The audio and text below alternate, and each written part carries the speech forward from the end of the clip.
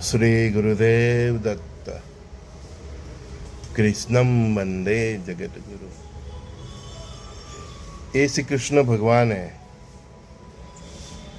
5-6 મહિના પહેલાં પણ બોલાવ્યું હતું, 2-3 મહિના પહેલાં પણ સંદેશ આપ્યો હતો કે આખી દુનિયા બંકર બનાવવા માંડી છે, આપણી સરકાર ક્યારે જાગશે. સરકાર સરકારની રીતે વહીવટ ચલાવતી હોય, પણ ભવિષ્યની આ પરિસ્થિતિના હિસાબે આપણે ત્યાં પણ બંકર હોવા જરૂરી હતા. બધા શહેર તો ટાર્ગેટ નહીં થશે, પણ અમુક શહેરો ખાસ ટાર્ગેટમાં છે. બોમ્બે છે, દિલ્હી છે, કલકત્તા છે અને ગુજરાતના અમુક શહેરો, કારણ કે મોદીનું મૂળ વતન છે. સરકાર નહીં બનાવે તો પ્રજાએ ખુદ બનાવી લેવા જોઈએ, ખેડૂતોએ પોતાની વાડીમાં બનાવી લેવા જોઈએ. અસલમાં આપણે જૂના જમાનામાં એને ભોંયરું કહેતા એમ, તો હવે ભોંયરું હોવું બહુ જરૂરી છે એમ.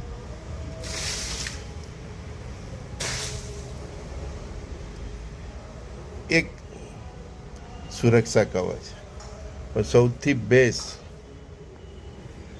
ગુરુદેવના સત્સંગથી મને એટલું ખબર છે કે જેમના છાણવાળા મકાન હોય, ગાયના છાણ, એને રેડિયેશન સ્પર્શ નહીં કરી શકે. તો આજકાલ તો એક ફેશન પણ ચાલે છે આના અનુસંધાનમાં જ, કે ઘરની અંદર એક છાણવાળું મકાન બનાવવા હોય, લીપણ છાણનું, દિવાલ છાણની એમ, છત પણ એ રીતે સુશોભિત કરીને એક અલગ હટકે રૂમ બનાવવામાં આવે છે. તેની પાછળનું સેન્સ પણ આ જ છે એમ, કે ગૌ માતાનું જે છાણ છે એને રેડિયેશન ઇફેક્ટ નથી કરતું, એટલે છાણવાળા મકાન હોવા જોઈએ. બંકરમાં તમે કેટલા દિવસ ભરાઈ રહો, એના કરતાં બેટર છે કે શહેરની દૂર, શહેરથી 10-15 કિલોમીટર દૂર, 7-8 કિલોમીટર દૂર, શહેરની હદથી દૂર એક તમારું મકાન વાડી જેવું હોવું જોઈએ એમ. મકાન વાડી જેવું એટલે કે માનો કે 200 વારનો પ્લોટ લીધો છે, એમાં 70-80 વારમાં બાંધકામ કર્યું છે, બાકીનું આખું ખુલ્લું, એટલે એમાં તમે તમારી જીવન જરૂરિયાતની જે શાકભાજી છે એ ઉગાડી શકો એમ. તો શહેરથી 5-7 કિલોમીટર દૂર, 10 કિલોમીટર દૂર એમ. બહુ એકદમ કટઆઉટ એરિયા પણ પસંદ નહીં કરવાનો કે તમને શહેરની સાથે તમે કનેક્ટ થવામાં તકલીફ પડે. તો એવું એક મકાન કે વાડી હોવી જરૂરી છે. દરેકે પોતાના સગવડ પ્રમાણે આ બધો ધર્મ કરવો બધાના માટે શક્ય નથી. મિડલ ઇસ્ટ અને ગરીબ માણસ ક્યાં જવાના, બરાબર ને? બધાના માટે બંકર પણ શક્ય નથી. 150 કરોડ ઉપર વસ્તી છે હે, તો એ પોસિબલ જ નથી. પણ જ્યારે એવી પરિસ્થિતિ આવશે તો એની અસરથી બચવાની અમુક દવાઓ પણ હોય છે. ગવર્મેન્ટ તે વખતે જાહેરાત કરશે ત્યારે આપણે એનું ચુસ્તપણે પાલન કરવું એમ. ખાસ તો ઘરમાં એક રેડિયો બહુ હોવું જરૂરી છે. મેં પણ વસાવી લીધો છે, લગભગ 2 વર્ષ થઈ ગયા. એક રેડિયો હોવો બહુ જરૂરી છે, કારણ કે યુદ્ધ જેવી પરિસ્થિતિમાં સેટેલાઇટો ડિસ્ટર્બ થાય કે બીજા કોઈ પણ કારણસર ટીવી આપણે જોઈ શકીએ કે નહીં જોઈ શકીએ, તો રેડિયો બહુ જરૂરી છે. ટોર્ચ જરૂરી છે, આપણા જૂના જમાનાનું ફાનસ જરૂરી છે, પછી સગડી જરૂરી છે. સગડી માટેના કોલસા, લાકડામાં તો ઉધઈ બહુ જલ્દી લાગી જાય, એટલે જ્યાં લાકડાની સગવડ હોય તો લાકડા અથવા તો ઉધઈ લાગી જતી હોય તો કોલસાની જરૂરી છે. મેં બધું તૈયાર જ કર્યું છે. મારી પાસે આ બધી વસ્તુની તૈયારી 10 વર્ષથી છે. સુરતમાં ફ્લડ આવવાનું હતું તે પહેલાંની મારી આ તૈયારી થઈ ગઈ, પણ અમારું નસીબ સારું હતું કે ગ્રાઉન્ડ+2 પાણી આવવા છતાં પણ ગુજરાત ગેસ કંપનીએ ગેસ લાઈન બંધ નહીં કરી હતી, એટલે એનો ઉપયોગ કરવાની જરૂર નહીં પડી હતી. પણ એટલે સગડી બહુ જરૂરી છે. એટલે આપણી જે દેશી પરંપરાથી જે જીવતા હતા ને એ બહુ જરૂરી છે. કપૂર જરૂરી છે, માચીસ જરૂરી છે. ટોર્ચ હોય તો એની બધી બેટરીઓ જરૂરી હોય છે, અને એ રીતના ખોરાકની જરૂર હોય છે કે જે તમને રેડિયેશનની ઇફેક્ટ ઓછી કરે. હવે આજકાલ ફાસ્ટ ફૂડવાળા એકલી લાઈફસ્ટાઈલ છે તો એને જલ્દી અસર કરે, કારણ કે એમાં એની શરીરની રોગ પ્રતિકારક શક્તિ એકદમ ઝીરો જ થઈ ગયેલી. તો એ રીતના આપણા ખોરાકોની જરૂરી છે. સમય આવશે તેમ આપણી ઋષિ પરંપરાઓ તમને ઇશારા કરશે કે આ રીતનો ખોરાક લેશો તો તમને અસર ઓછી થશે એમ. પણ મેઇન વસ્તુ કે છાણાવાળું મકાન, ગાયના લીપણવાળું એક રૂમ બનાવવો જરૂરી છે. ભોંયરું બનાવો કે નહીં બનાવો, એટલે ભોંયરું બધાના માટે અશક્ય છે. સરકાર પર બધાના માટે બનાવી એ શક્ય નથી. આજકાલ અમારા શહેરમાં પણ અંડરગ્રાઉન્ડ મેટ્રો ને બસ ને બધું કરવાના છે આ લોકો, તો એનો ઉપયોગ ભવિષ્યમાં ભોંયરા તરીકે થાય, જેવી રીતે અત્યારે બીજા યુક્રેન એ બધામાં થઈ રહેલો છે. નળાયા વગર લોકો અંડરગ્રાઉન્ડ ટ્રેનમાં જ બંકર, એટલે પ્લેટફોર્મ પર બંકર હોય એને બંકર જ બનાવી દીધું, ક્યાં જ જતા રહે. થોડી સાવધાની જરૂરી છે. ભારતના 2-3 શહેર પર પડે, બધા શહેર પર પડે તો, અને અહીંયા કુદરતી અને સંતોની તાકાત છે તો નહીં પણ પડવા દે. પછી હવે પરમાત્માની ઈચ્છા. અગાઉ પણ પાકિસ્તાને ઘણી મિસાઇલ છે. અમારા કચ્છ પાસે એક માતાજીનું મંદિર છે એટલે સરહદ પર પ્રોપર, મને તરત નામ યાદ નહીં આવે, એક પણ બોમ્બ પડ્યો નહીં, પડ્યો તો ફૂટ્યો નહીં. તો એવી આપણા ગુરુઓને ઈષ્ટદેવોની કૃપા પણ છે. તો કદાચ એ મિસાઇલ મતલબ અણુબોમ્બ નાખે તો ફૂટે પણ નહીં. ગુરુઓને હજુ તો આ દેશની તાકાત બહુ ખતરનાક છે. એ મુઠ્ઠી મેં પૂરા ગાંવ કો ખિલા દે, એ સંતો હજુ તો એની તાકાત નથી. ભક્તિ કરો, પ્રભુના શરણે રહો, અણુબોમ્બ પડે કે કોઈ પણ પડે એનું રેડિયેશન પણ તમને અસર નથી કરવાનું. સગવડ થતી હોય તો કરજો. એક કાર્ય કરી શકીએ આપણે કે આપણું એક ઘર છે, એમાં એક રૂમ છે, એને ગાયના છાણવાળું બનાવી શકીએ. એને પાછું 2-4 મહિને એ જે લોકો છાણના ઘર બનાવતા હોય એ લોકોની સલાહથી પછી પાછું એને અપડેટ પણ કરવું પડે, ફરીથી પાછું ગાયને છાણનું રિફંડ કરવું પડે. એક રૂમ એવો જરૂરી છે, એ આપણે કરી શકીએ. બાકી બંકર તો બધા બનાવે એ શક્ય નથી. બરાબર, બંકરની અંદર લાઇટની સગવડ જોઈએ, જનરેટરની સગવડ જોઈએ. હા, જનરેટરની સગવડ તમે કરી શકો. પેટ્રોલ છે કે ડીઝલથી ચાલતા જનરેટર, બેટરી બેક સિસ્ટમવાળા જનરેટર પણ શું છે કે એ પણ પોસિબલ છે. જો તમારા ત્યાં સોલાર હોય તો એ પણ ટેકનોલોજી છે કે બેટરી એની ચાર્જ થઈ અને એનાથી પણ તમારા ઘરની લાઇટો ચાલે. એટલે એ બધું સગવડ પ્રમાણે પછી ધર્મ કરી શકાય. બધા વ્યક્તિ તો કરી નહીં શકે. બરાબર, એક સાદામાં સાદું મને એટલું સમજ પડે કે ગાયના લીપણવાળો એક રૂમ લગભગ નાનો માણસ પણ કરી શકે, એ જરૂરી છે. પછી આ તમને સગડી કીધું, કોલસા કીધું, માચીસ કીધું, એને છાણા પકડાવવા માટે તમારે કપૂરની જરૂર પડે. કપૂર છે, કેરોસીન છે, પેટ્રોલ છે, જેટલું થાય એટલું કરવાનું. બાકી પરમાત્મા છોડી દો. ભારતના બધા શહેરો પર અણુબોમ્બ પડવાના નથી. અમુક જ શહેરો પર પડે તો જે એ લોકોના ટાર્ગેટમાં છે. બરાબર છે. દિલ્હીની શક્યતા સૌથી વધારે, કલકત્તા છે, બોમ્બેમાં મને જળ પ્રલય દેખાય છે. અને ગુજરાતના જે બોર્ડરના આપણા શહેરો છે, સુરત છે, આ બધું જેટલું પાકિસ્તાનના સરહદ છે, તે લોકોએ થોડું એલર્ટ રહેવું જરૂરી છે. બાકી આ દેશમાં દેવોની શક્તિ એવી છે, અવધૂતો સંતોની એવી શક્તિ છે કે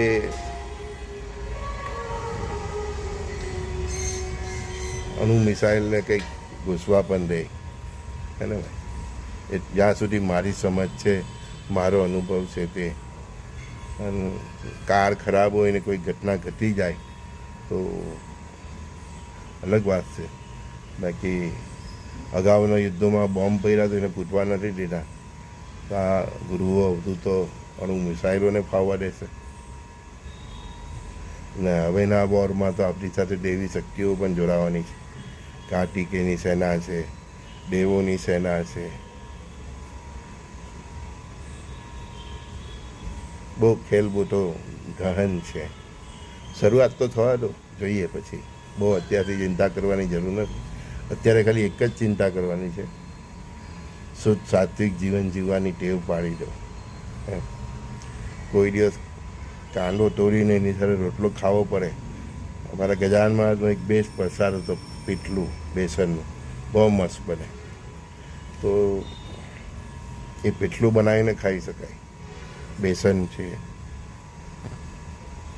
એની સાથે રોટલો ખાઈ શકાય.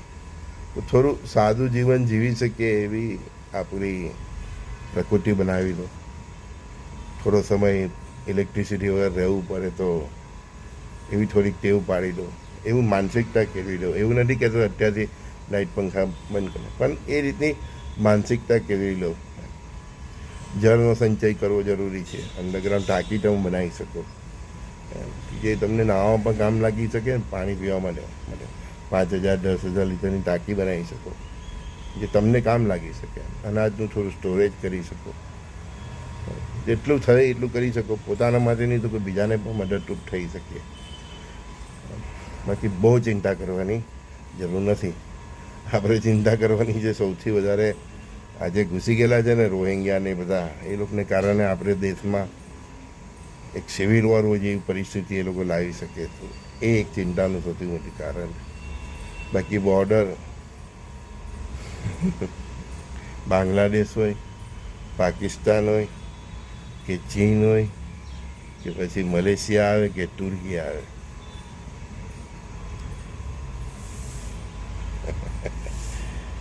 આ પાકિસ્તાનની એવી હાલત કરવાની કે હાલતની કોઈની હિંમત પણ નથી થવાની કે ભાઈ આને નહીં છેડાય. કોઈ બ્લેક બેલ્ટ કમાન્ડો હોય એનો માર એકને પડે ને તો બીજા આખું ગામ સમજી જાય કે ભાઈ આનાથી દૂર રહેવાય. આ એકલો 100-200ને કાફી છે. બ્લેક બેલ્ટ કમાન્ડો 8 બેલ્ટ 10 ડિગ્રીવાળા હોય ને તે. ભારતનું એક સૈનિક એ બ્લેક બેલ્ટ કમાન્ડો જેવું છે. જ્યારે પણ જે સમયેથી આ પાકિસ્તાન પર એક્શન ચાલુ થશે ને, જ્યારે આ સરકારને સૈન્ય બસ ફાઇટ ટુ ફિનિશ પર આવી જાય ને ભાઈ, ચીરી નાખવાના છે આ લોકોને. ને આ લોકોની એવી હાલત થવાની કે બીજાની તો કોઈની હિંમત પણ નહીં થવાની. અને એ લોકોની મત મારી ગઈ હશે કે જે આપણી સેના hatte બાદ ભીડે ના સરકાર hatte બાદ ભીડે. કારણ કે આ મોદીનો સ્વભાવ એવો ને, એને કોઈ એકવાર સંછેડે ને તો પછી છોડતા નથી. એટલે ઉપરથી લઈને સરકારથી લઈને લશ્કર સુધીનો એક જ નેચર છે.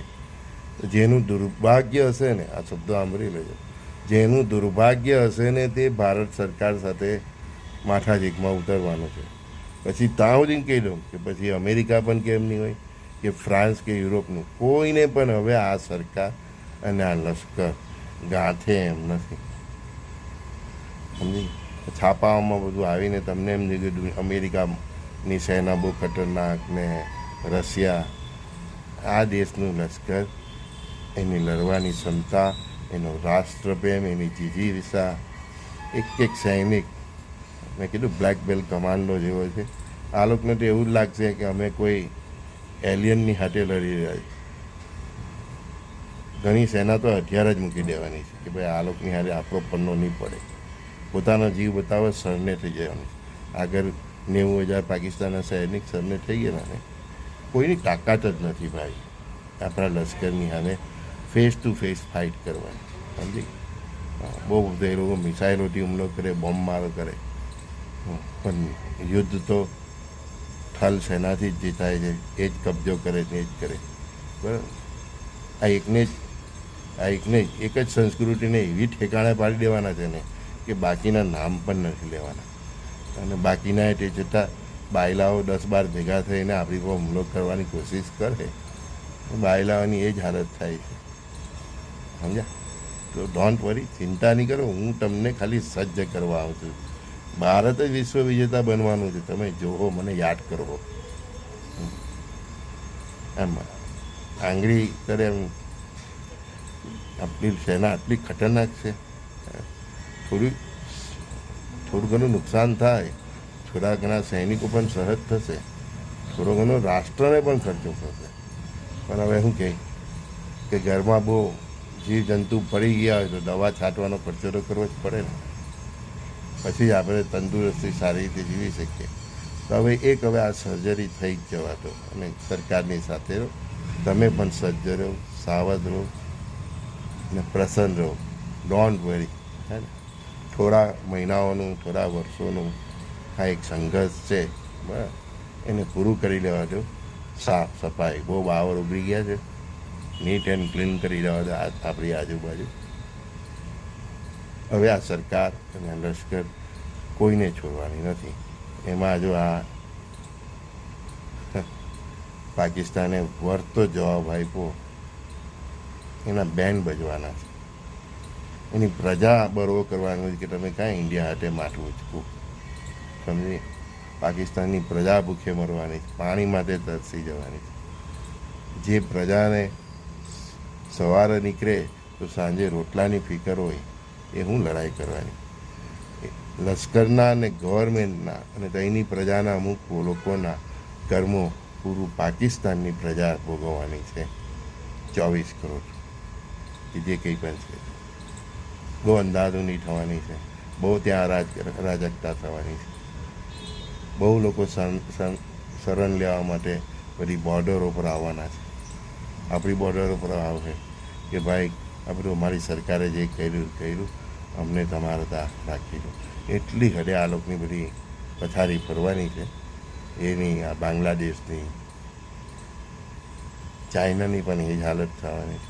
આ એકને ઠોકે એટલે ચીનવાળો પણ સમજી જાય કે આનું નામ નહીં લેવાય. તો પણ એની ભમતી હોય તો આવે, આપણે તૈયાર જ છે. આપણે બધી તૈયારી કરી નાખેલી છે, પહેલેથી તૈયાર જ હતા. 2014 આ સરકાર પણ એ આવી છે એટલે જોરદાર તૈયાર છે. હવે આ લોકો તો ઉલટી કાટ તૈયાર છે. ક્યારેક સરકાર ગ્રીન સિગ્નલ આપે ના, કારણ કે હવે બાહુઓ પણ કસરત કરીને હવે જકડાય કે આપણી ક્યાં તૈયારી હવે મેદાનમાં ઉતરવાનો, સમજી ગયા ને. હા, એટલે ગવર્મેન્ટ પણ બધી રીતે, લશ્કર તો રાહ જ જોઈને બેઠેલું છે. બસ હવે આ લોકોનો હિસાબ પૂરો કરીએ. રોજની પેલી કબડ્ડી રમીને લશ્કર પણ કંટાળી ગયો છે. વેઇટ એન્ડ વોચ, બરાબર. Don't worry, be happy. ગુરુદેવનું નામ લો, ઈષ્ટદેવનું નામ લો. દુનિયામાં અત્યાર સુધી દેવો અને અસુરોના જેટલા પણ યુદ્ધ થયા હોય, હંમેશા અસુરો જ હાર્યા છે. તમે ભૂલી ગયા, હું નથી ભૂલ્યો. આપણી સંસ્કૃતિ અને એનો ઇતિહાસ ફરીથી સાંભળી લો. મહાભારતનું યુદ્ધ હોય, રામાયણનું યુદ્ધ હોય, કે ત્રેતાયુગનું યુદ્ધ હોય, કે દેવ અસુરોનું યુદ્ધ હોય, તમે કોઈ પણ યુદ્ધ જોઈ લો, હંમેશા દેવ જ જીતાય. 5 પાંડવો જીતી ગયા, 5 પાંડવો જીતી ગયા. દુર્યોધની લાખોની સેના હવે, તો આપણી સેના તો લાખોમાં. અને દરેક સૈનિક એક અર્જુન ને ભીમ જેવો છે. તમારો કોઈ પાનારો નથી પહેર્યો ને, એટલે એ લોકોની ટ્રેનિંગ જ તમે જોયો ને. તમારે એમ, અમારે તો ઘરમાં જ હતા બ્લેક બેલ્ટ કમાન્ડો, મારા ભાઈઓ. મને ખબર છે એનું તેજ કેવું હોય છે. એને જોઈને જ તમારાથી પેશાબ થઈ જાય. લડવાની તો વાત જ જવાની. એટલે 5 પાંડવો દેવોની સાથે હતા, તો તે જીતી ગયા. આ તો 150 કરોડ ભારતીયો, એનું રોજનું જપ તપ, હર હર મહાદેવની પૂજાઓ, રામકૃષ્ણની, શંકર હનુમાનની ભક્તિઓ, ગણેશની ભક્તિઓ, એ હેરે નથી જવાની. અને સનાતનની ફિકર હોય ને ભાઈ, તમને કીધું, સનાતન તમારી અંદર જે છે ને એની ફિકર કરો. કારણ કે તમારી અંદરનો સનાતન વધે છે, ઘટે છે, બરાબર. એ આ પશ્ચિમના પ્રભાવમાં અને આ મિડલ ઇસ્ટના પ્રભાવમાં તમારો સનાતન ગઈતો છે, બરાબર. તો એ તમારી અંદર રહેલા સનાતનની ફિકર કરો. બાકી ભારત ફરીથી સોનાની ચિડિયાનો દેશ બનવા જઈ રહેલો છે. શીરો ખાઓ, શીરો. ટેન્શન નહીં લો યુદ્ધનું શું થાય. શીરો ખાઓ, લાપસી ખાઓ, બધું સારું જ થવાનું છે. બસ થોડો સંઘર્ષ છે, એ પણ નીકળી જાય, બરાબર. ચાલો મળીએ ત્યારે. શ્રી ગુરુદેવ દત્ત. સંજય બોડીવાલાના સર્વે સખાઓ મિત્રોને પ્રણામ. બહુ નસીબદાર છો તમે દોસ્ત કે આ રાષ્ટ્રમાં જન્મ લીધો છે. અને બળભાગી છે કે અહીંયા જન્મ લઈને પણ વિદેશમાં રહેલા છે. કેમ કે આ રાષ્ટ્રમાં જે રહે છે ને, જે અત્યારે પણ રહે છે, જેવા છે તેવા પણ રહે છે. એક મંદિર, એક મઠ, એક આશ્રમ, મહાદેવના ધામમાં, કૈલાસમાં, વૈકુંઠમાં રહ્યા હોય એવું આ ધરતીનું, આ ખંડનું, આ ભારતનું એવી આભા છે. તમને નહીં ખબર હોય, અમને પૂછો. બહુ નસીબદાર છે કે તમે આ દેશમાં, આ ભારત ભૂમિ પર રહેલા. ને બળભાગી છે એ જીવો, એ આત્માઓ કે અહીંયા જન્મ લીધા પછી પણ એને વિદેશની ધરતીની હવા ખાવી પડે છે. એકદમ સત્ય કહું છું. ભવિષ્યમાં પણ મારા શબ્દો તમે જોશો સિદ્ધ થશે, સાબિત થશે. બહુ ભાગ્યશાળી થશે.